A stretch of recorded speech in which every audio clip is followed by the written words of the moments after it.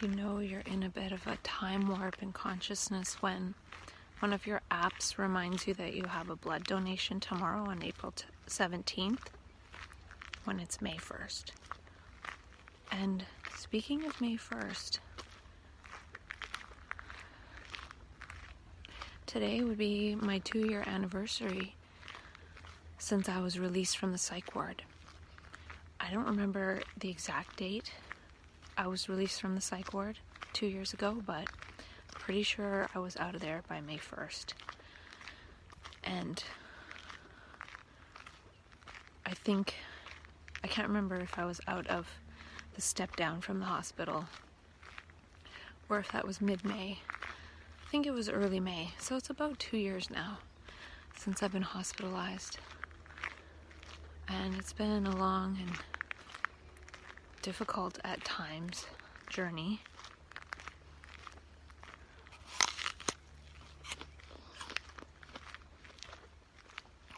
Yesterday, I got my heart math device in the mail, and it uses an app called Inner Balance. It's much like the Complete Coherence app, but prettier, I guess, and perhaps a little easier to use, because for the Complete Coherence app, I use a chest strap, so it takes a second to strap that around my chest. And this device you plug into your phone. They also have a Bluetooth one, but I thought the plug-in was a bit easier. And then you clip it to your ear. And I did buy an ear clip heart rate monitor, a cheap one, and it was crap. It didn't really work with the Complete Coherence app. So I think I'll keep that. I've noticed that my body has been in a lot of calm breathing the last few days, even though I've felt a little bit like tiptoey and distressed. I think since listening to Practicing the Power of Now, that's helped. But I also noticed in the last 3 days, yesterday and the 2 days before that, I only had, I think it was 3 minutes of tense breathing, or 5 minutes or something, between all 3 days. So that shows me that when I'm alone by myself, doing my own thing in my office, I'm not tense. And I think when I'm alone by myself in general, I'm not tense. So the tension is partly in interacting with the world and others, which can't be avoided.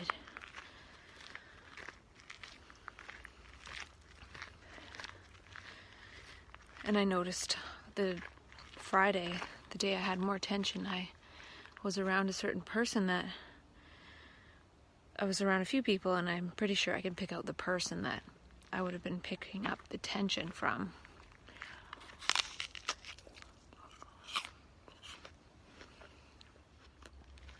And I have my earthing shoe attachment on. And I've been doing the flow eating style. Apple in hand, perfectly designed for apple in hand. And I have my magical backpack. I cleaned the slobber off of it, and now I have my water straw in it, like you can drink from a river if you need. And I have my EMF meter, my heart coherence device, I have my cardia device. I don't have my Muse, but it'd be cool to take the biofeedback into nature. And also, I got an email from Muse, and they have a new app out that is called Muse Direct, I think. I think it's probably much like Muse Monitor. You can buy it for $4 a month or $24 a year. So I'll probably try it for $4 a month and see if it gives different information than Muse Monitor, because I do like looking at the raw data, even though I don't understand it, because I feel like my brain is looking at itself, and by just looking at it, it might build its own understanding. Sort of like when it sees that it is a certain way in certain situations, it could learn how to adapt. Possibly, just like how since I've been wearing this Spire device, I haven't been like consciously trying to do anything different. But I don't breathe as tense now when I'm driving, for sure. So my body is learning sort of subconsciously without my conscious control, just by having it on and seeing the notifications that I'm calm or tense.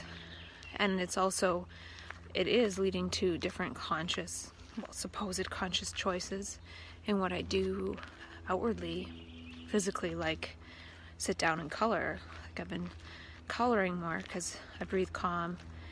I was breathing calm, but I'm not doing it to breathe calm, but I'm just sort of noticing myself pick more calming activities instead of filling a whole day straight with doing research, or being on the computer. I'll sit down and color for a while. And then I noticed calm breathing with listening to Practicing the Power of Now, also calm breathing using the heart math device. So it's cool to have sort of backup information confirming that the device is helpful. So the heart math thing, if I'm using it saying, oh yeah, you're breathing in coherence, woohoo. Well, the Spire also says I'm breathing calm. So it's like having double confirmation, not only relying on the heart math device to say, hey, you're breathing in coherence, but it's corroborated by the Spire. So I'm liking that. And I think eventually I won't need these types of devices. If I was in like a magical land where there was like lots of raw, fresh, whole food and beautiful forest and ocean and river, I wouldn't need these things to test this out. So I think it'll help me to guide me towards a life scaffolding that works in such a way that I can kind of just throw out these devices or give them away. And maybe these videos will help someone be like, okay, well, if I invest a couple $100 and get these few biofeedback devices, they're going to help my body train itself to not breathe tense when driving, to remember to breathe, like situations that we can't avoid 100% all the time, and then notice ones that we can avoid, or be more mindful, like I couldn't avoid that, but afterwards I can do some calm stuff, and have different biometrics to back that up. Because one thing with this whole up and down of energy is that one is very sensitive to stress, and I've seen that lately, especially the stress or subtle violence really shuts my brain down, and I go into past patterns, and it reinforces the ego being afraid and retracting, and the human being inside stopping sparkling and shining. And that is actually poisonous to oneself and to one's own path. But the thing is, one can get it back really quick.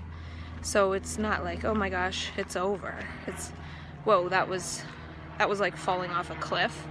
Now I have to wait for my brain to heal itself to feel willing and able to go out and try again.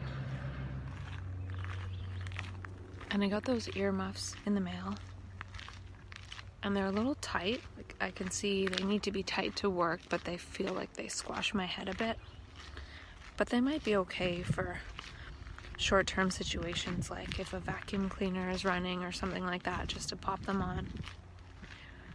And I also got the anti-radiation bag for my phone, which will be helpful once I go and do other nature-y type things, not expose nature to that radiation. And I also got the D-serine in the mail, which Dr. Peter Smith said is good for psychosis. So I'm going to add that to my list of supplements, or my box of supplements that are for the crisis.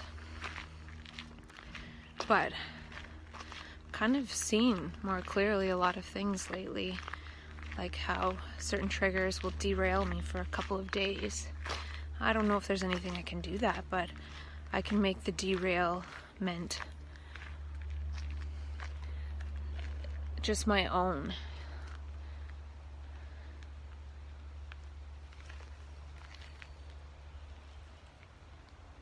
There's a little path here. So, not, if I'm triggered by violence or something, not perpetuating that by responding, but just sort of going into my own inner process and spending time outside. And even if I'm outside and kind of like depressed and in ego past stuff, that's better than making more drama by interacting with people. So I'm wondering if I will be derailed for a long period of time. And I don't want to be silly and pretend like it's not going to happen. But I'm also seeing the intelligence of taking a lot of different supplements to mitigate that and calm the brain down. Because the brain gets reactive and then it's all stressed and tense, and then it wants to alleviate that by creating what that state of mind is, or confirming that it's true. So if I'm triggered about something in the past, it's not happening now, but the brain almost makes it so it will happen now again, to confirm that reality and perpetuate it. But I don't want to perpetuate it. I want to mitigate it. And I've been pondering a little bit about compassion and not responding to hate with hate or violence with violence. And I think that's something typical of this energy of so-called bipolars. When one experiences violence, one goes into like a PTSD reaction and can be very reactive, responding really strongly. But that doesn't make things better. But it's almost impossible not to. It's so automatic. But then it ends up hurting me in the long run, or derailing me. So I'm wondering if there's a way to see that nothing could have happened differently, which one can understand intellectually. But can one really see that and then not respond to that which has continuity, that wants to continue? And I was listening to Talk 6 between Dr. David Bohm and Krishnamurti in the Ending of Time series, and Krishnamurti brought up the question of why do we respond to hate with hate, and it sort of relates to where I'm at right now.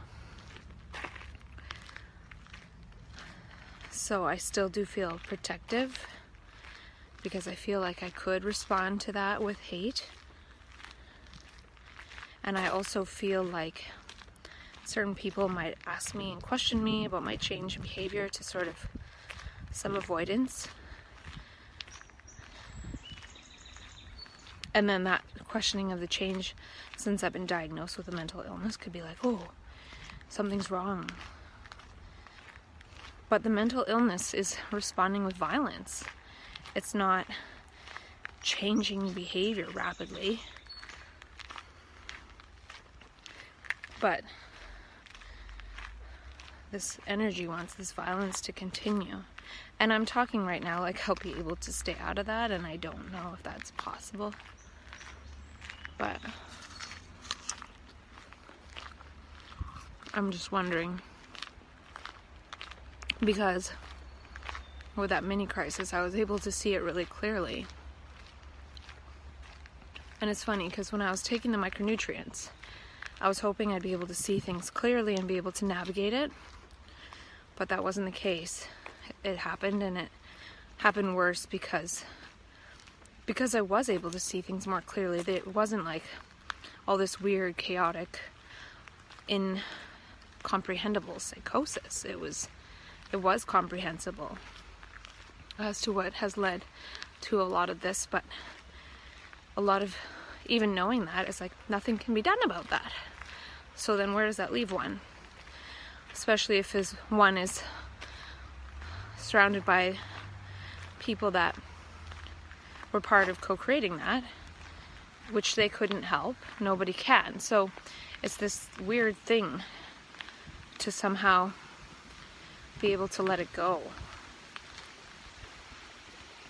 But then I feel like I fear that if I let it go so completely,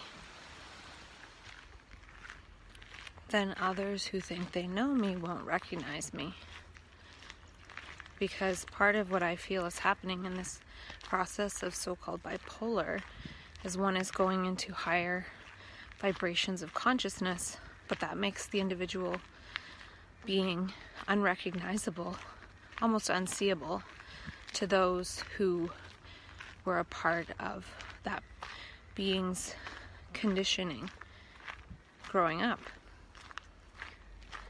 It's like we can only exist as those around us know us for their own comfort, because if we change, they have to change too.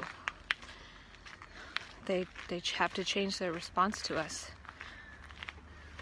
But when we get yelled at and things like that, it makes us regress when we respond in kind, which is unkind.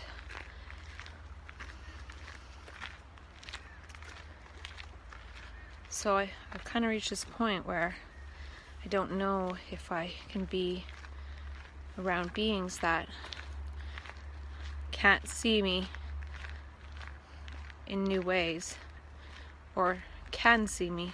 The ones that can see me in new ways are the ones that are better, because otherwise I could be subject to these really rapid changes in consciousness in order to confirm who I was. And then part of me fears that I'll just disappear to others. Like if I really decided that I wanted to be who I am, that I would literally die in the reality of those who can't see me that way and keep going on my merry way unbeknownst to them.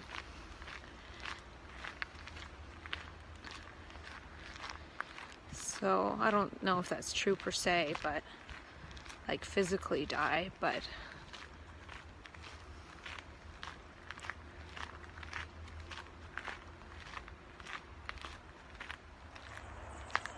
the last 2 days I spent some time going through a bunch of papers that I have, and I have so many. I had 2 big file boxes full of papers, and I have binders full and books, and I sort of grabbed the ones that resonated with me now to sort of review and look at. When I'm in a higher state of consciousness, if I read anything, my brain just extrapolates more and it creates too much information, so I can't really read. But I'm finding right now, the bits that I was reading, that didn't happen because I'm in a slower mode of consciousness, and it was helpful. Just certain reminders. I do feel that it's probably not necessary, but it feels helpful to go over some of these things and just read a few resonant resources that I have in these boxes. So there's quite a few, and I have a bit more sorting to do. It'll take forever to go through all of that, and I don't know if I will. But I think using the resources I've collected and picking some of my own, like one day I imagine people picking out their own resources that would help them. So I did that for myself and just picked out some things to read and go over related to what could be helpful now. So here's some of the biofeedback data at the end, so I don't have to go through and listen to where I have to pop it into the other spots in this. I did a Muse monitor recording of my brain, I think it was yesterday, because I'm really hearing that sound a lot when I'm indoors. It's quite loud. People would probably call that a hallucination, but it's a certain frequency. It does sound kind of like 54 hertz. So it looks like my temporal lobes and the AF8 are quite overactive. And I was looking at some of my brain recordings in the past, and it's quite different. And also the 3 days of Spire, and now 3.5, where I've had like 2 or 4 minutes of tense breathing total, whereas the days before that it was like 55 minutes. So that's quite a substantial increase. 55 minutes, that's like 1,000% increase. It might be a small percentage of the day, but the Spire only tracks certain intervals of focus, calm, and tense, and that's a small part of the day that it tracks. A lot of times it's just normal breathing. So for it to show that big of a difference is pretty huge.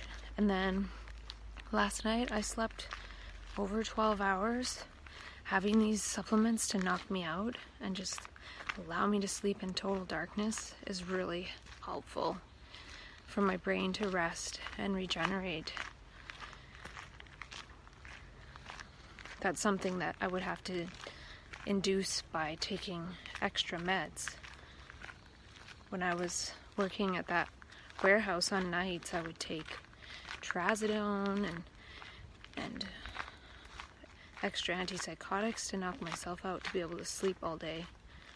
But I'm sleeping a lot, but it's good. The cool thing is, usually when I'm sleeping a lot and knocking myself out with psych meds, the days go by really slow but fast. Like I feel like I can't do anything, so I end up just sitting and watching Netflix. But I have really good long restful sleep. I feel kind of tired and a bit lethargic during the day, but I'm still able to do stuff. It's like, since my brain's not being poisoned, it's still able to do stuff, and my felt sense of time passing isn't like, oh, there's only 10 hours today, so there's nothing I can do, I'll just watch TV. Like, I feel like I can't do anything. I still feel like I can do lots. Even though I might only be up for 11 hours, it still feels like a really long day with lots being done. Versus a really long day that feels too short to do anything, but it feels long just watching Netflix. So it's interesting. I think there really is something to sedating the brain with nutrients. And I think that's what I wanted to go into a little bit ago when I was talking about how when one is triggered and derailed for a few days or even a few minutes, what comes into consciousness, when I was talking about how the brain wants to recreate that, like it gets triggered and goes into the past and sort of wants to recreate the past in order to confirm its brain state is real. Since one can't really convince oneself otherwise by any kind of action, because one's brain state sort of almost co-creates how people will act around one. But one can take supplements to tranquilize the brain and make it realize that it's fine, that past stuff isn't happening, and then it just calms down. And that's what people do when they take meds, but this way at least it's not poisonous.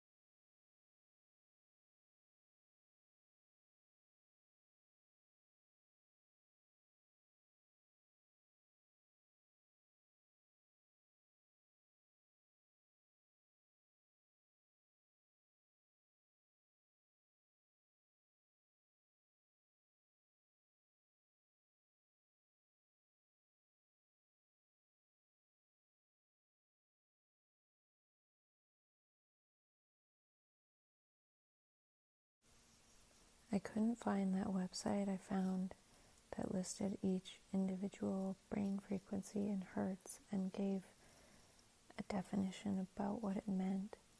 Even though it probably was pseudoscience, it was still really interesting. Kind of want to know what 43 hertz means.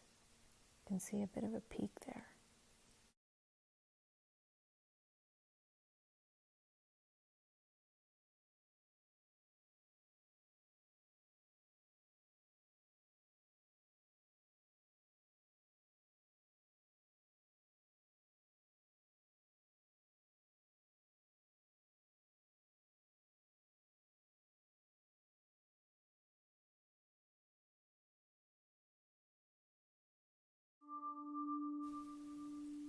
This is my first session with the Inner Balance app with the Heart Math breathing coherence device that clips on your ear.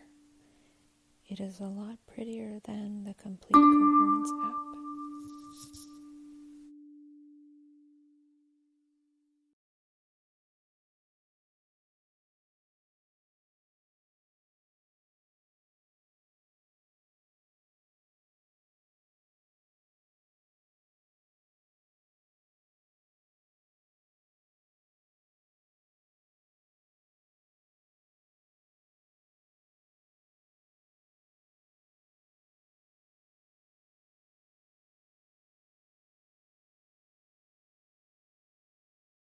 I tried it again, but this time I put it in 3 out of 4 stars difficulty in breathing coherence, whereas my last try was 1 out of 4 stars.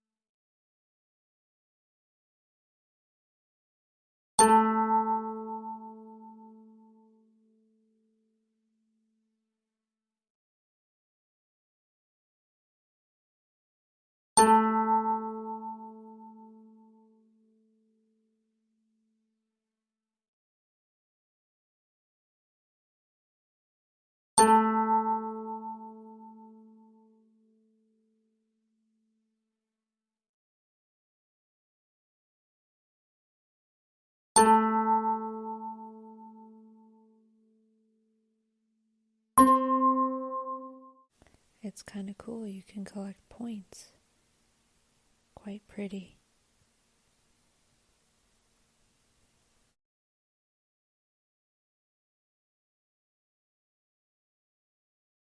And look at this, over 3 days, only 5 minutes total tense breathing. And look at all that calm when I spend time with me, myself, and I. And lots of focus too. And I wonder if there is such a thing as learning psychologically. And I don't know if there is. I'm feeling now that one can observe clearly and directly. And when one sees that psychological stuff coming at one does nothing. Just observes it.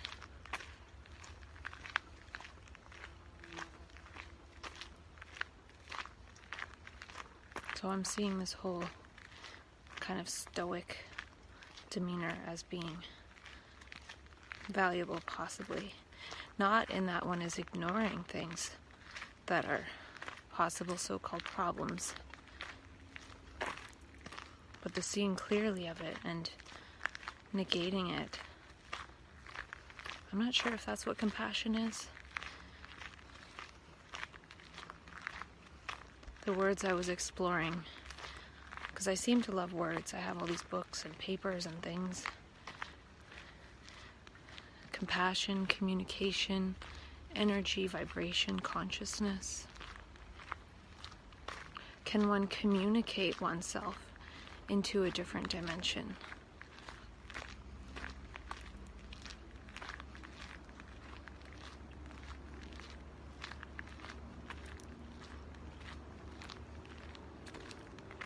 And I got a new iPhone keyboard. I don't know why I didn't do this earlier, because whenever I type, I don't really see the keys very well.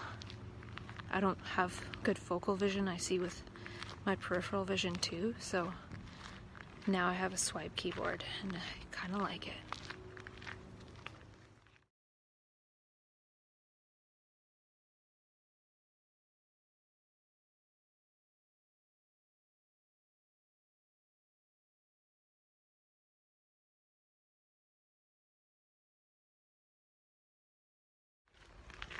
I just saw a happy, joyful sign.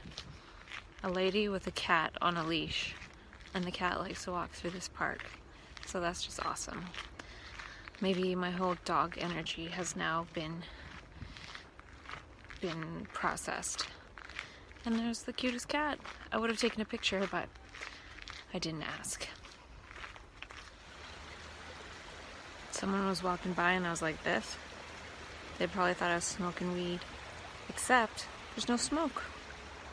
It's just love. I got an article on the Sound Wellness website newsletter, and it was talking about something that I already intuitively know, which is that every cell of our body is affected by sound. It's not just the hearing, the subjective hearing of it. It's the vibration of the noise. It affects every cell in our body. And that's why I feel I'm so intolerant to the sound of noise, like news, and it just messes with every cell in my body. And it's the violence of it that just stops my brain from working.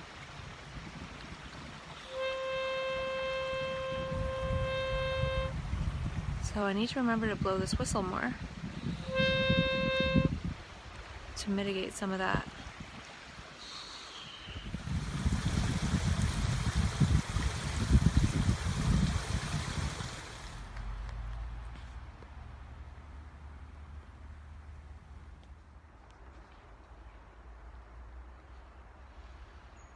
Oh, little being, you're safe with me. Look how cute you are. Cute. Meow.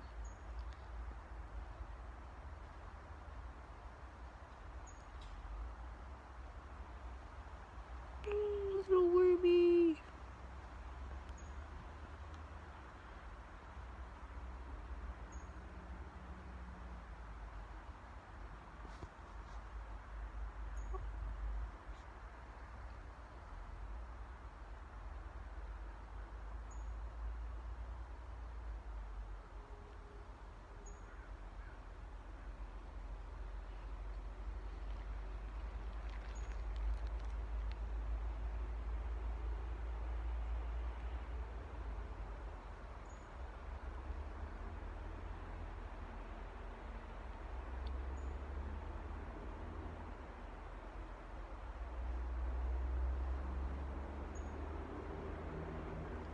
Find you a nice tree.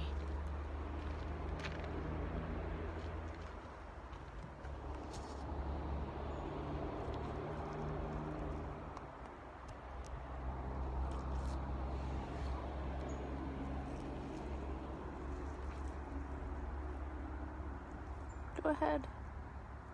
There you go. That's more appropriate environment.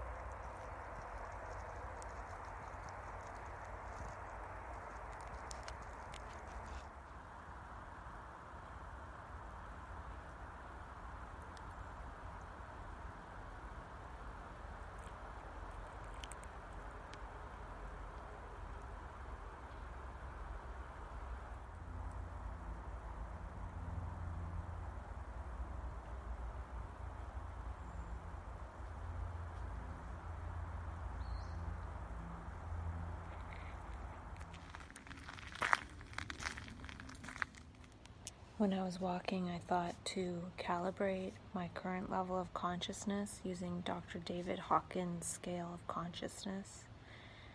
And I did muscle testing, which is sort of feeling a strong or weak muscle response based on the question asked.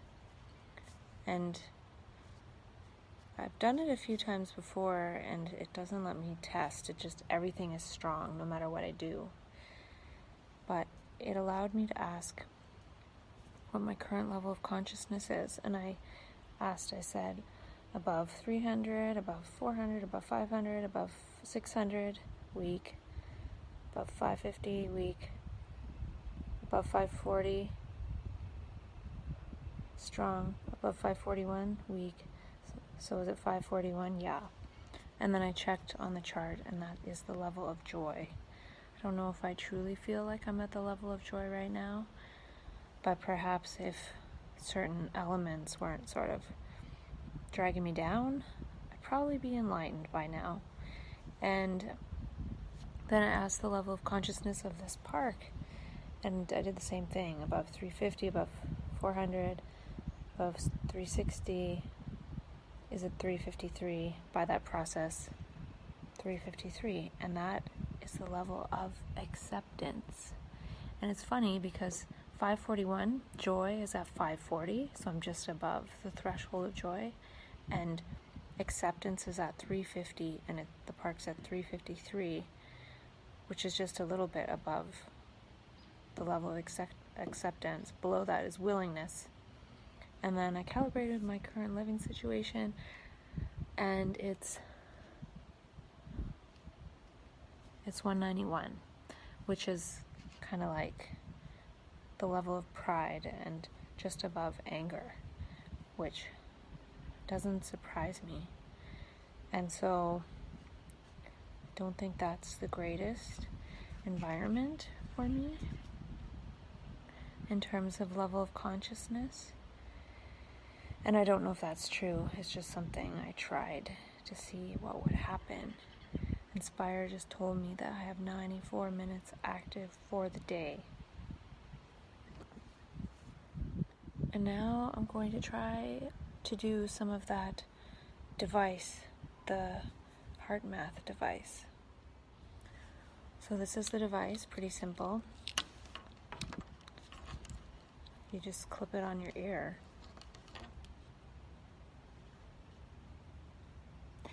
And then you plug it in.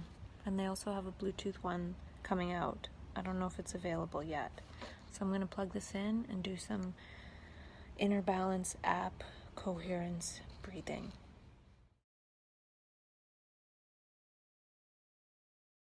So I did an EKG outside and it looked, I don't know if it looks any different than before. And so I was also trying to do it while laying on the grass with my arms on the grass.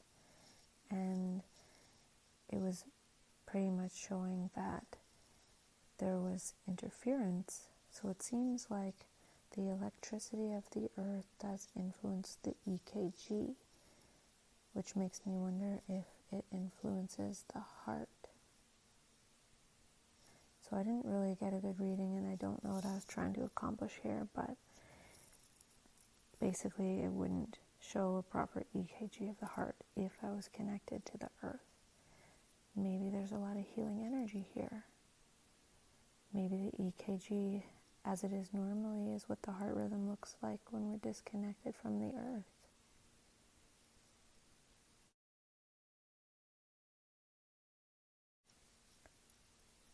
Again, the earth interfering with the EKG, I'm not sure about that.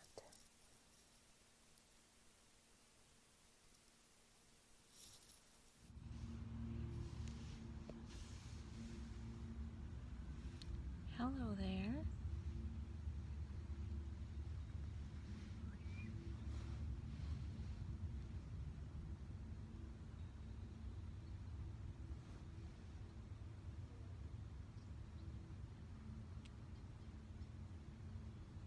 The sun feels good, right? Are you going to take off? Have a good video of one of your friends taking off. Wait, I need to balance.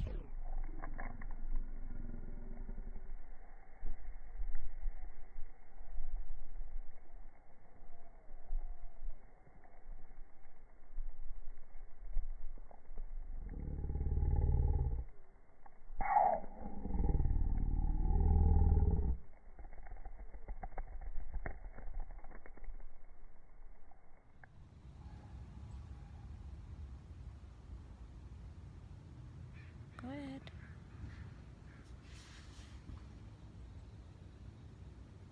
You're going for a snooze then.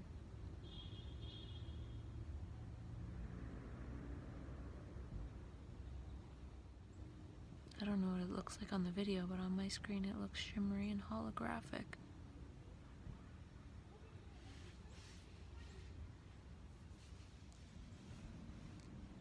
This is the Cardia device. I don't know if I showed it yet. You just put 2 fingers on each thing and it measures your heartbeat. I've been trying to do this thing where I'm seeing if being connected to the earth affects the heartbeat, and it does interfere with the recording.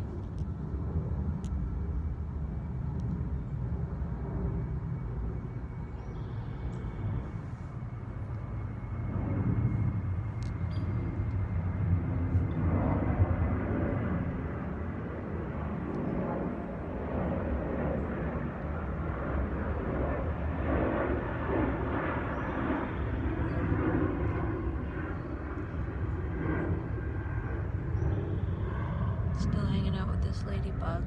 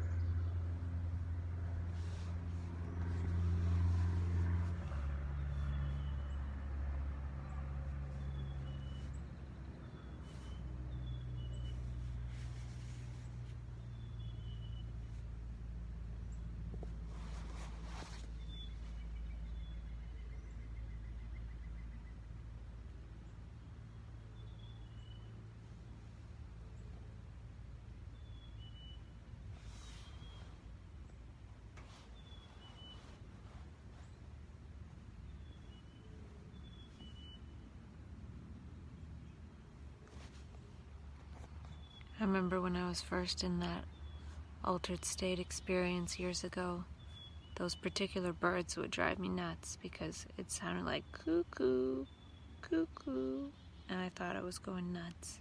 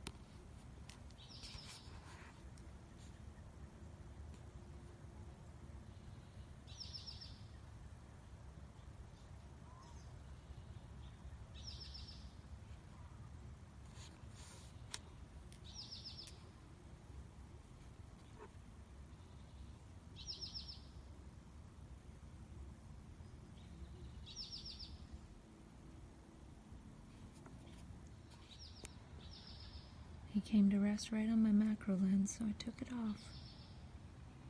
He's taking a nap.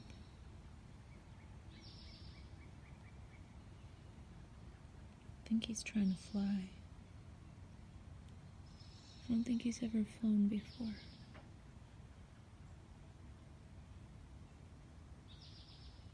I'm trying to fly too, little buddy. Tried so hard to spread your wings. Only you can do it, no one can do it for you. I'll just hang out here with you for a while. He's still sleeping and I gotta go home because I don't have any food. It's time to wake up, little guy. I gotta go. Gotta go.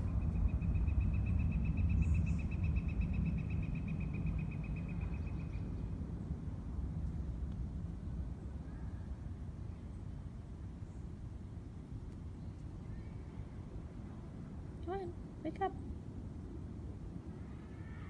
Wake up.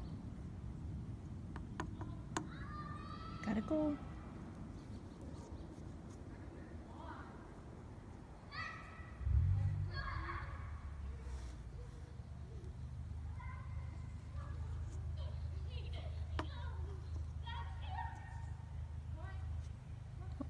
Shoot. You're supposed to get off my little macro lens. There you go.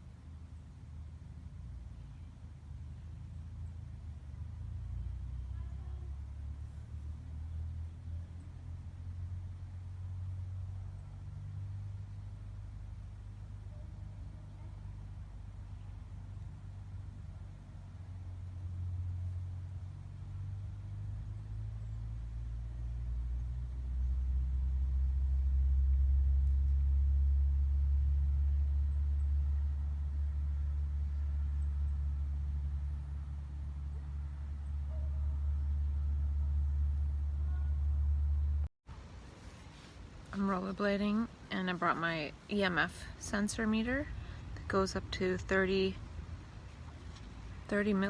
milligauss, and I'm near these power lines, and I'll show you how bad it is here.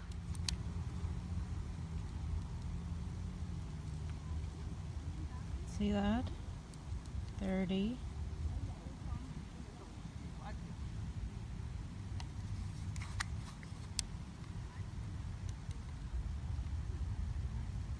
It's really high. Electric fields are like this way, and then this way. So this way isn't too bad, but this direction is really bad, and this direction.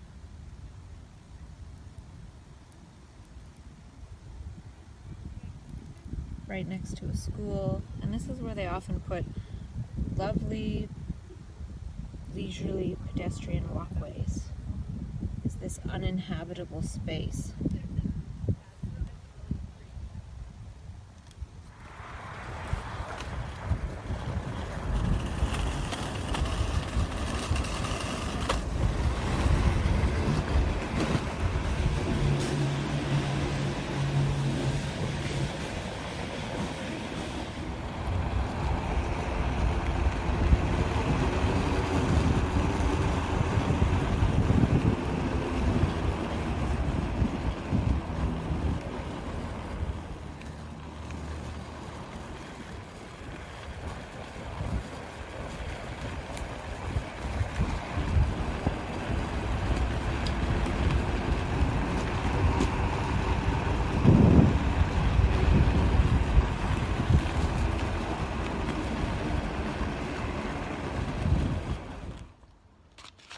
Mucho burrito.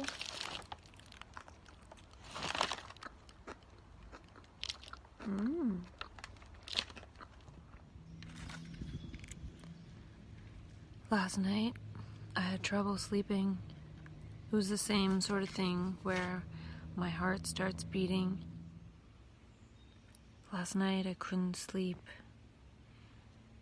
I had that heart pounding very rhythmically thing going on, and then it sort of went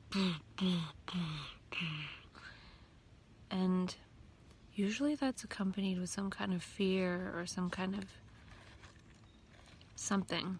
Like when I came back from California, I was accompanied by this fear and this stuff going on in my brain. But this time there was no fear. But it was definitely the same sort of thing, so I'm wondering if the fear has decoupled from that. And so I wonder if now I can die or have that experience of death, which I feel that it is, without making some kind of psychologically fearful story. It's just the brain dying. Something dying. It's not really a personal phenomenon. So, what's interesting too is, before it happened, I saw more of that magical trail. I saw it again. The same trail, but this time it was twice as long, like I'd walked on it and then looked back or something like that. It was really strange. It was the exact same place.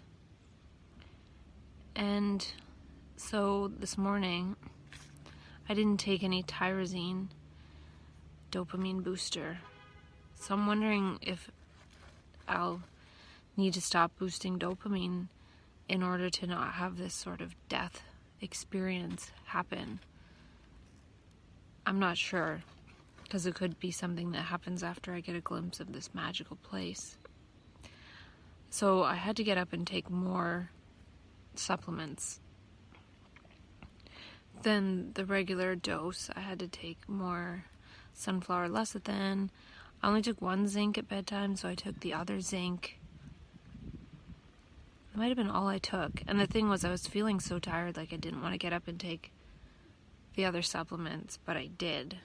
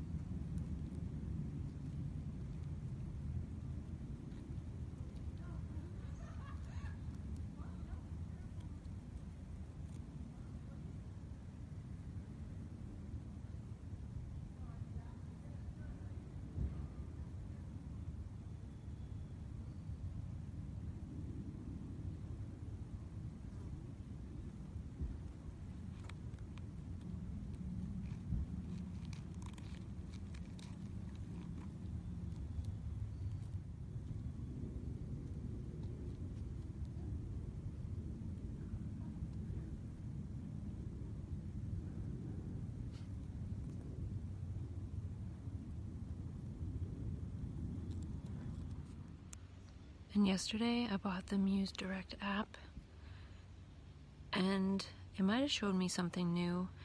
It shows me that there's a lot of gamma rays, or gamma waves, sorry, coming from my right brain.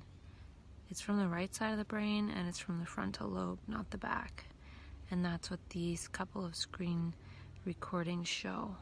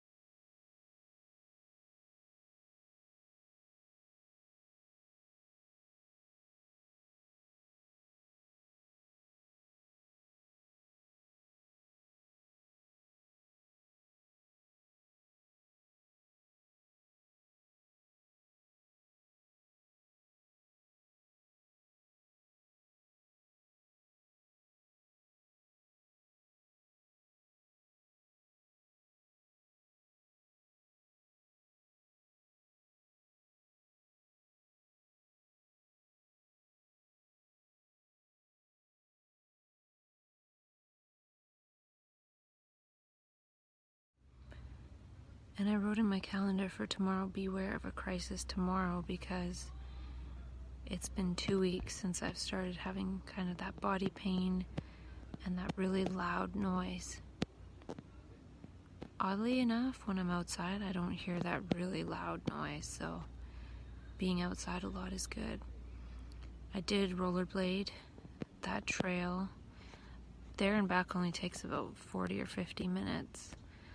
Last time I took 2 hours because I went down this big hill, plus I sort of moseyed along, but I'm noticing that I'm quite tired.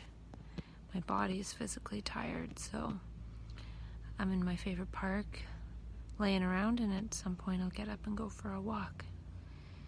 And that's my day so far.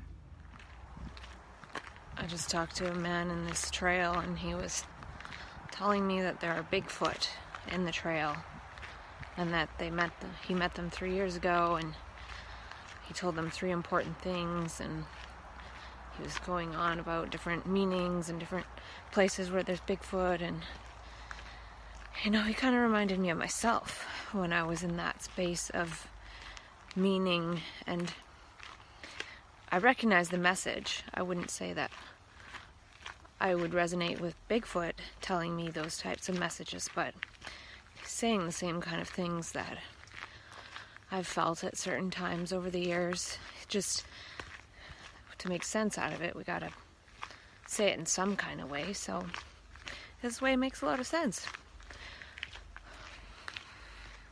Whether it's Bigfoot telling us that we need to get our act together and not destroy nature, which is kind of what he was saying, or some angel or some sparkly ghost, there's something within us, something somewhere, here, now, everywhere, every when, telling us we gotta stop destroying the planet.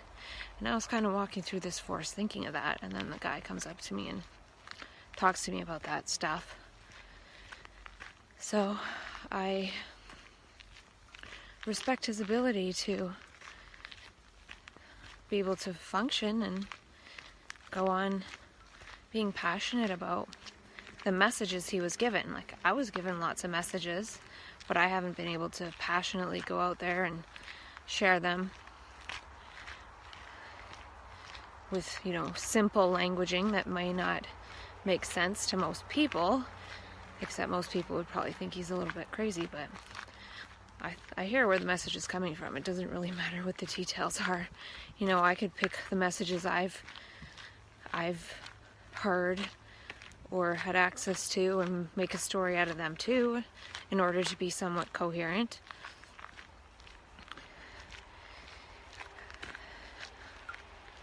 So, and it's interesting in terms of synchronicity, because I had a counselor appointment today, intake, and at some point I blurted out that we are the combination of the 5 people we spend the most time with.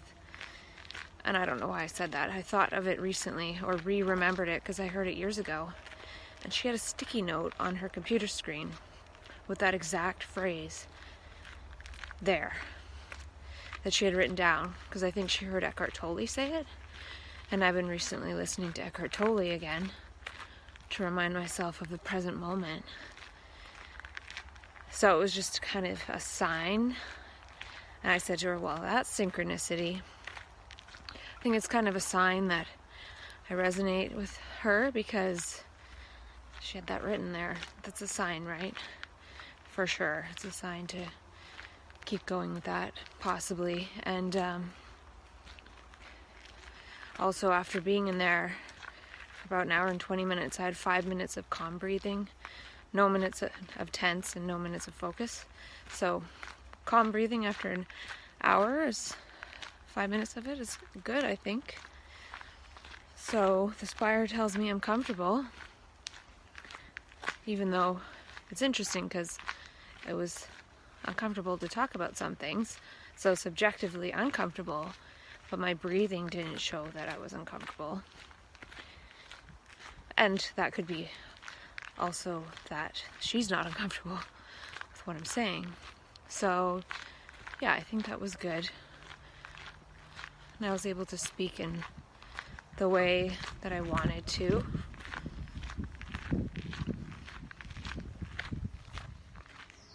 Oh, and that guy I was talking with, or he was talking with me, said, magic is your natural state. Besides the Bigfoot stuff, he was saying stuff that I would say to myself. And he was showing me Bigfoot's footprints. But hey, he very well could have seen Bigfoot. I do feel that certain manifestations will only show themselves to certain beings at certain times. So, he did say there's YouTube channels showing these Bigfoots. But hey, I've seen The Matrix. I've seen a lot of weird stuff myself. Unexplainable stuff like blood on a red pepper. How did that get there? So, you know, this material world does not work the way that we think it does. That I am sure of. And especially now, since I'm seeing this magical golden dimension that is slowly revealing itself. And it kind of freaks my body out to travel there, because when I come back, my heart races, and it's almost like, yeah, I don't know what it's almost like. And I'm a little bit afraid of that magical dimension, though not as much. I'm a bit afraid of it because if I like that better, then what? I'm like, I want to go there. Forget this material existence. So that's the part that I fear about looking at that magic. Not that it's scary or anything. It looks very beautiful. Starting to think it's another planet or another dimension, or not sure. Okay, that is the 4th time that same plane has flown overhead, just like that.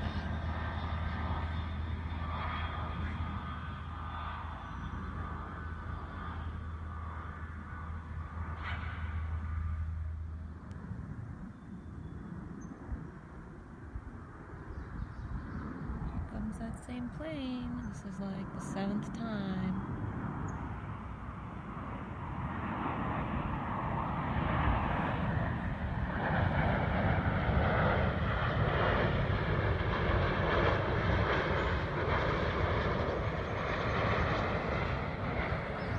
What's interesting is I think this time it has its landing gear down. And the other times I don't think it did. But I'm not sure.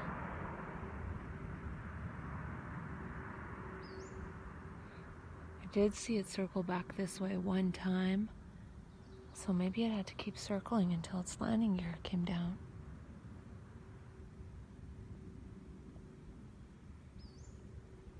I bet I won't see it again, because that was the 7th time that it went by. Felt like I was in some kind of like time warp. So I was right, that plane stopped flying by. And I don't know if it was doing some kind of practice where it kept taking the path of the landing strip and then not landing and turning around and doing it again, or if they were having problems with their landing gear. Because I didn't see any other planes land in that time period, and that plane went by like 7 times. And the first time I saw it, I was thinking, that's kind of a nice looking plane. It's kind of blue.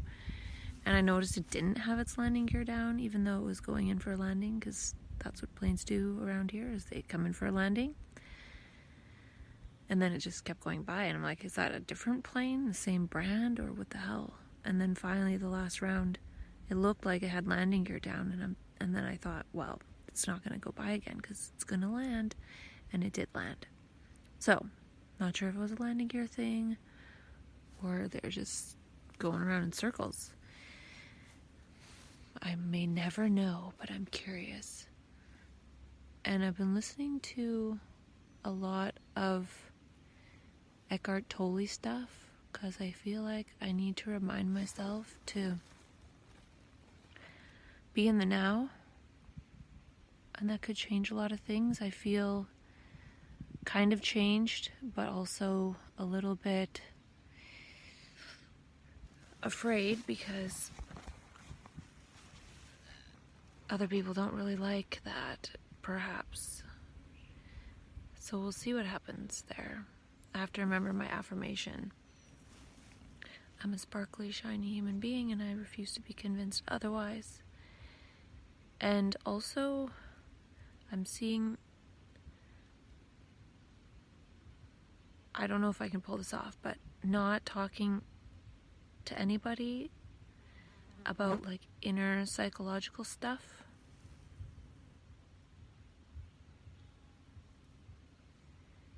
Because I don't know if it really exists.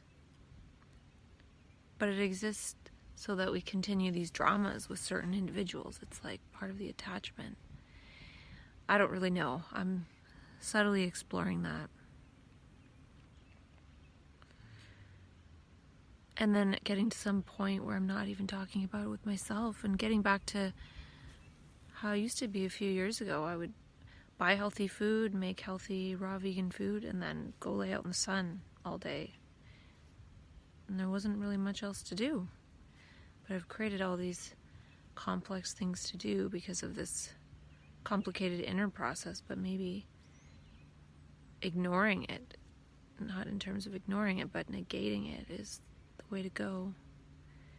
And yesterday I took a methylfolate because I'm reading this book called Dirty Genes, and it talks about methylation and how a SNP in the MTHFR gene is bad. But I remember I had my genetics tested. I don't have a SNP in the MTHFR, so I don't necessarily have methylation problems. But what they were saying is that if you're having other genetic problems, then you could still technically have methylation problems, even if you don't have that SNP, because you don't really have the right nutrients to do the right genetic expression. So that kind of made sense. And so I took the methylfolate. I think SAMe is also a methylator, as well as, I'm not sure what else. But it seemed to kind of give me a boost. I was up till like 11:30 or something. So good to know that those things could give me a boost if I'm feeling kind of low energy. But I don't need too much of a boost right now, I don't think. I'm okay. And it took me a while to sleep, but I did sleep until like 10 o'clock. And so I had a good sleep. And I woke up feeling very like calm and in my body. And like when you wake up and you feel good and you feel like rested and you don't want to get out of bed, but not like in a bad way, just feeling really cozy in the body. That's how I felt. And last night when I was trying to fall asleep,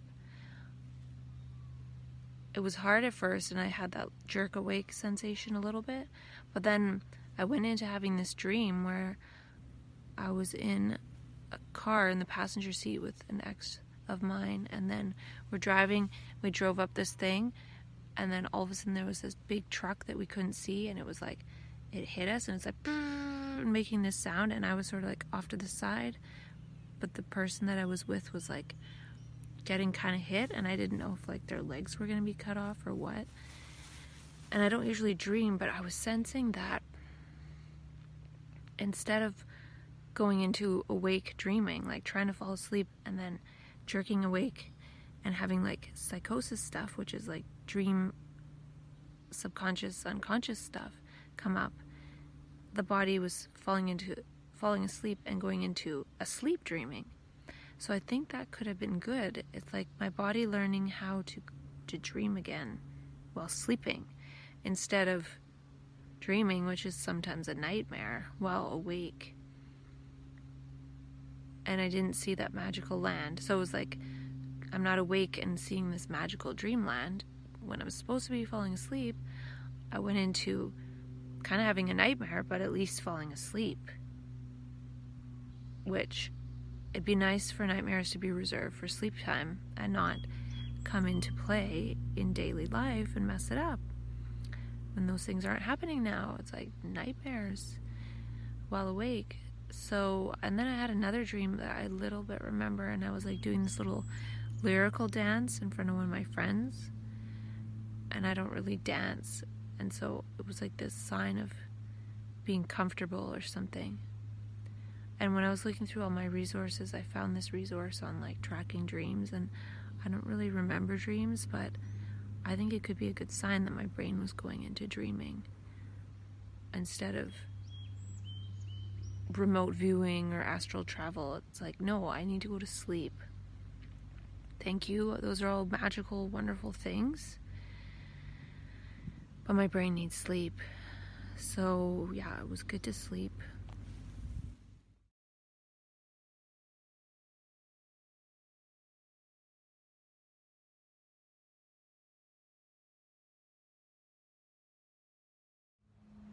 Feels good to lay out here and be connected to the earth.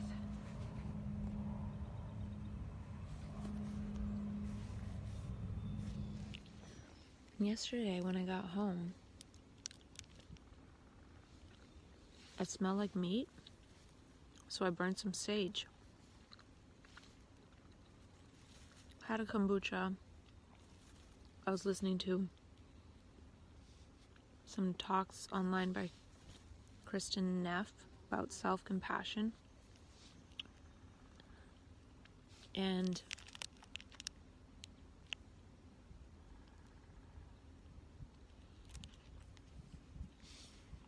I was pretty full still from that burrito, and I was editing my rollerblading video and some other, like the video with the worm and the ladybug and the bee, and I had all this tense breathing.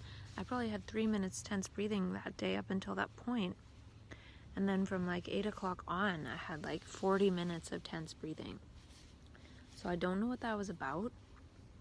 I'm wondering if it was one of those things I mentioned, or if it was being home after being out, just sort of hanging out in nature all day, that sort of difference, or picking up the tense breathing of others in response to me being home, or it could have been the incense. It could have been in a bad way making me breathe tense, or it could have been in a way of like smelling it, like liking it. Maybe I was like, so it makes me seem like I'm breathing tense when really I'm enjoying the smell of the burnt sage. I'm not sure. So I could test that again by burning sage again and seeing if that happens, because there'd be different other conditions perhaps. I think it was that I was enjoying burning the sage. So to not have those erroneous readings, I might want to take the Spire device off if I burn sage, because I think I like it. But I don't know if that was it. But it was just interesting that all of a sudden there was all this tense breathing. It was intense, like incense.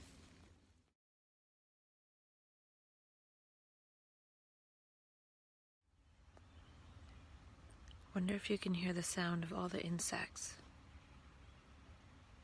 Turn it up.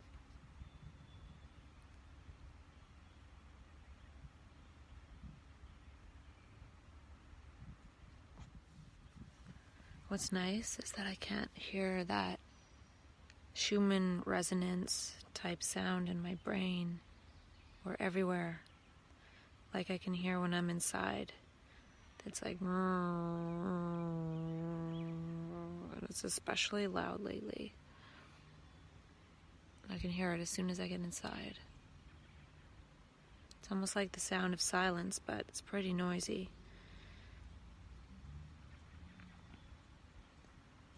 It's almost like the sound of my brain bouncing off the walls. But out here there's no container. So that sound, like a sonar, perhaps helps me hear everything better.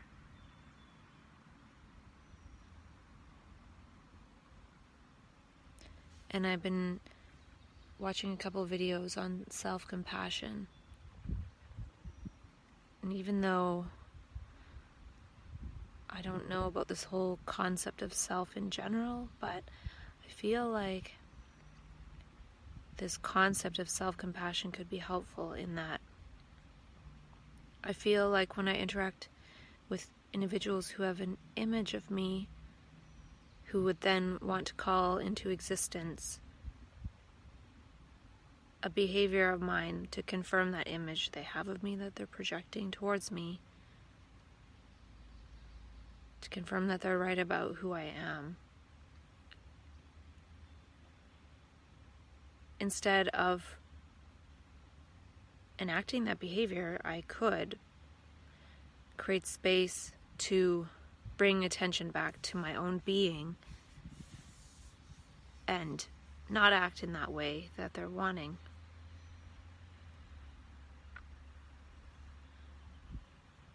It's like they need that behavior of mine as nourishment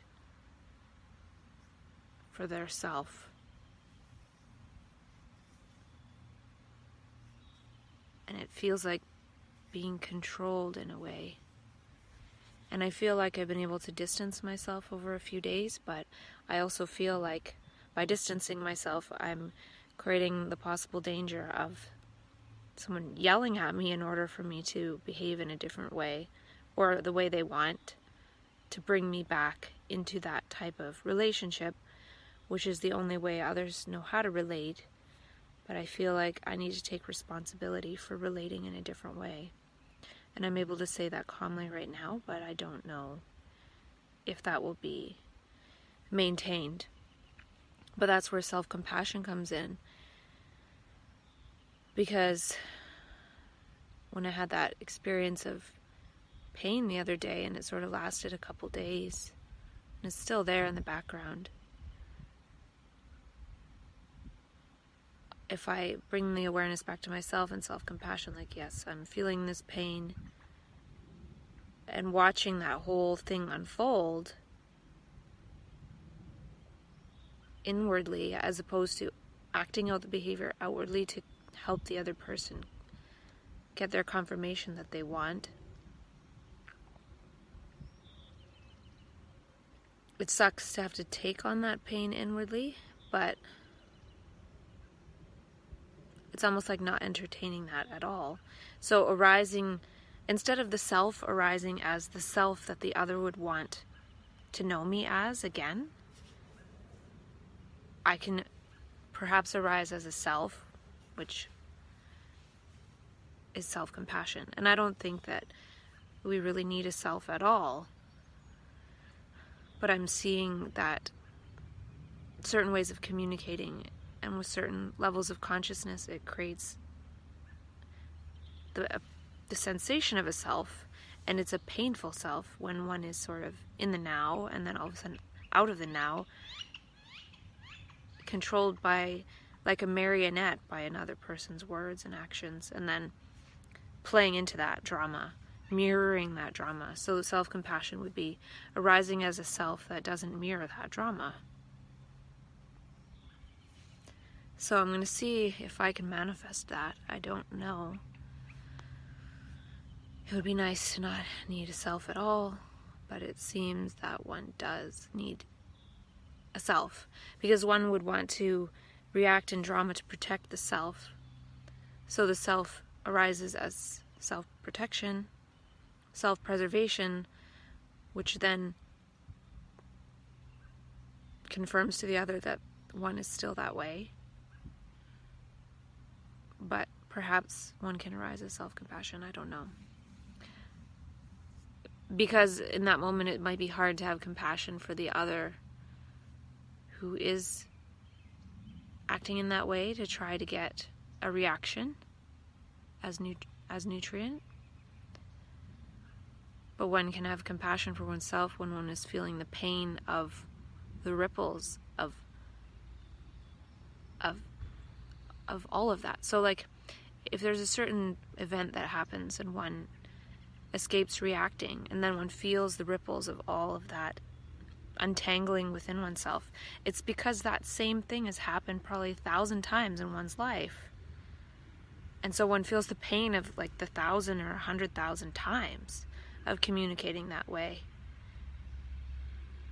And then one really feels like, wow, I really don't want to communicate that way, because it creates all this pain, accumulated pain that then I have to feel because I'm aware of it. So perhaps feeling it, and I think that's what derails a person partly who's in this bipolar energy, is that it's all this pain, and then one reacts, and then one feels the pain of that reaction, but of every single time it's happened, not just that one time, because one was in a space of creativity and no mind. So when the mind comes back online, it's really painful. So yeah, we'll see how that goes. And then along with that is, if people start questioning me about, are you fine? Are you okay? Like, I'll just be like, yeah, fine. Because any other thing is drama, and that's just going to create the drama. One is not going to get in a response that one wants at all. So having compassion for those who, I don't know what I'm talking about, but others make it so it seems like a self needs to arise. So instead of arising as self-reaction, arises self-compassion. And part of that is not going into psychological drama. Just, I'm going to talk less to people. At least I'm going to experiment with that. At least I think I'm going to experiment with that.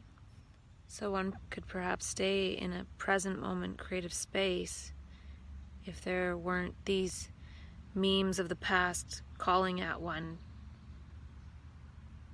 to provoke one to react.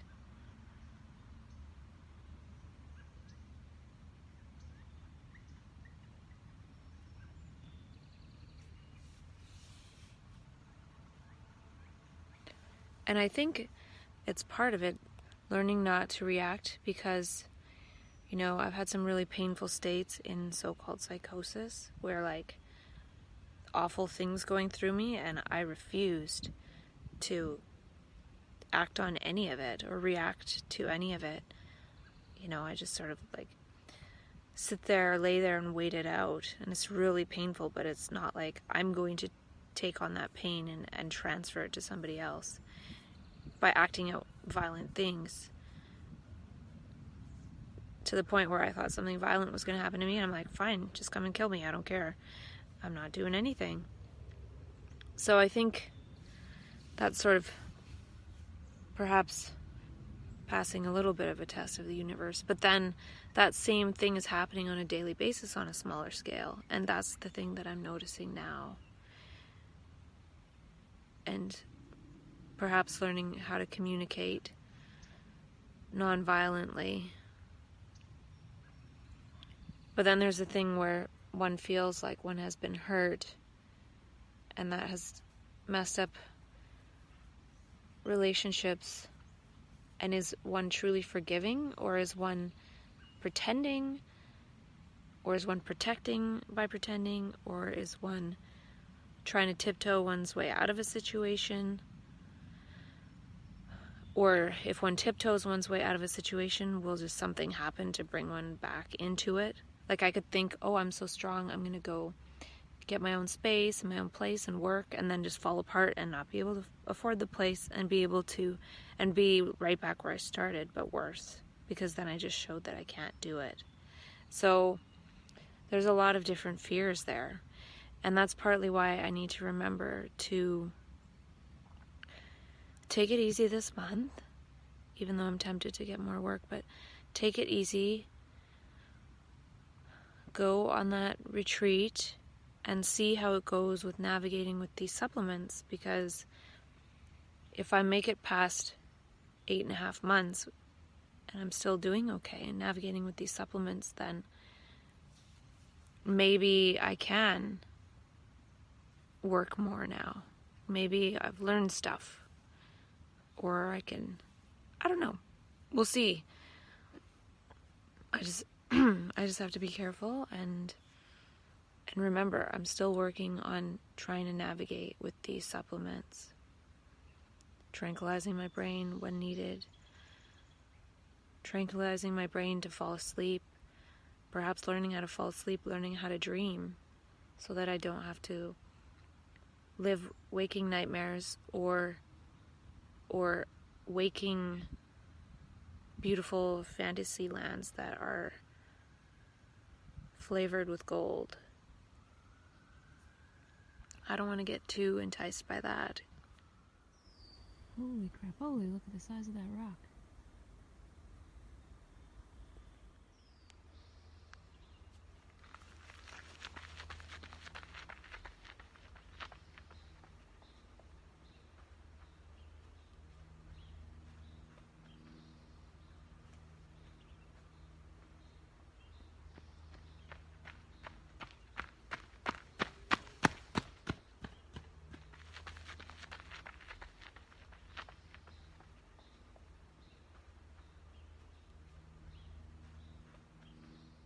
This rock is ginormous.